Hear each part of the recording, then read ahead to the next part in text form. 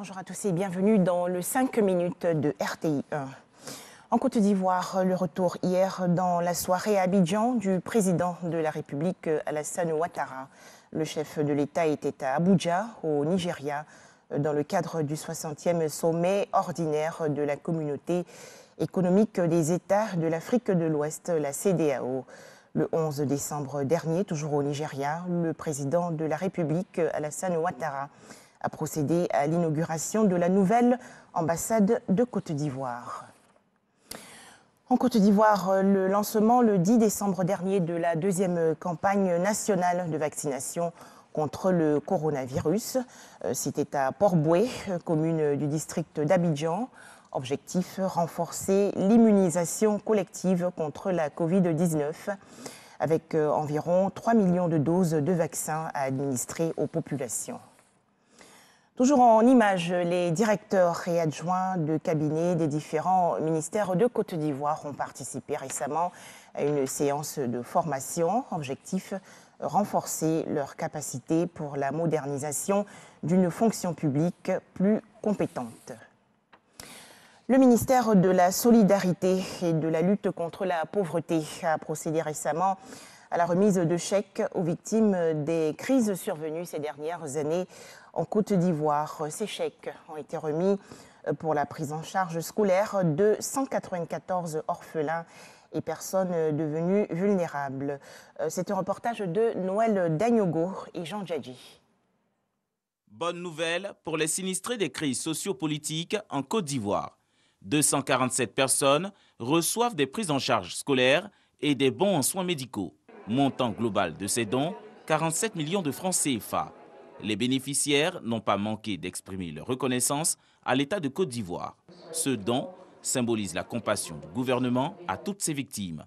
Toutes les victimes ici présentes, par ma voix, vous traduisent leurs remerciements pour votre engagement à leur côté et surtout vous expriment leur soulagement pour la reprise de l'indemnisation.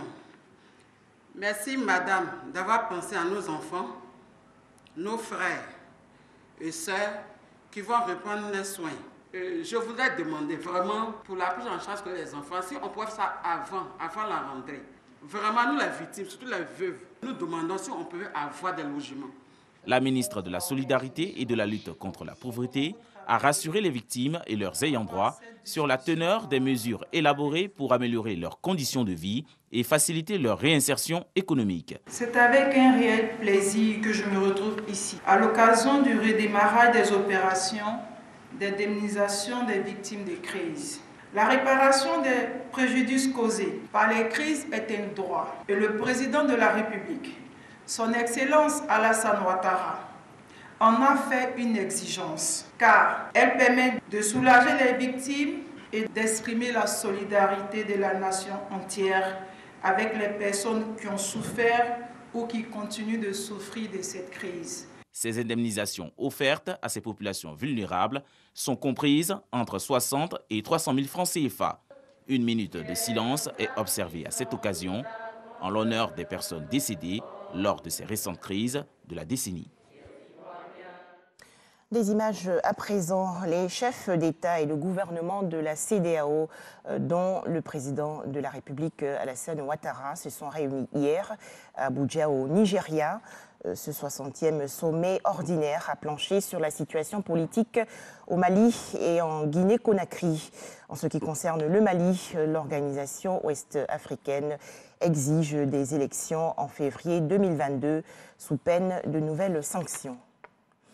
En Nouvelle-Calédonie, le non à l'indépendance a remporté hier une victoire écrasante lors du 3e référendum d'autodétermination.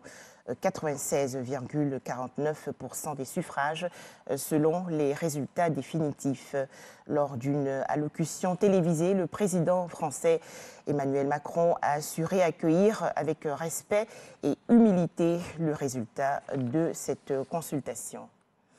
Enfin, drame aux États-Unis. Les fouilles désespérées se poursuivent pour retrouver d'éventuels survivants sur le site d'une usine de bougies au cœur du pays, devenu le symbole de la dévastation causée par des tornades qui ont fait 94 morts dans leur sillage. Voilà, je vous retrouve à 13h dans le cadre du journal de la mi-journée.